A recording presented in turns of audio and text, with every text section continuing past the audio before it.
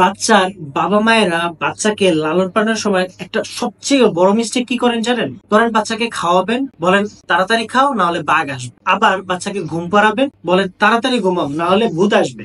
এই যে ছোট ছোট ভয় বাচ্চাদেরকে দেখান, এখান থেকে আসলে বাচ্চারা কি শিখে? বাচ্চারা কিন্তু ওই ভয়টা নিজের মধ্যে গ্র্যাব করে।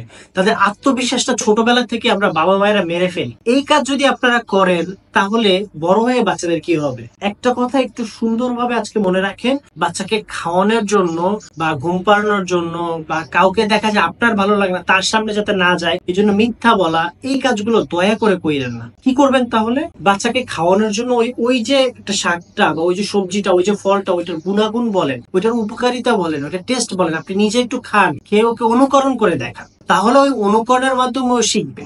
বাচ্চা ঘুমাচ্ছে না, ওকে গল্প শোনান, মাথায় হাত বুলাই দেন, হাত বুলাই দিলে ওকে ঘুম পাড়ান। কিন্তু ভয় দেখিয়ে, রাগ দেখিয়ে এগুলো করে কোনো কাজ হাসিল করতে যেন না, অটোমেটিকলি আপনার কিন্তু সমস্যা হবে।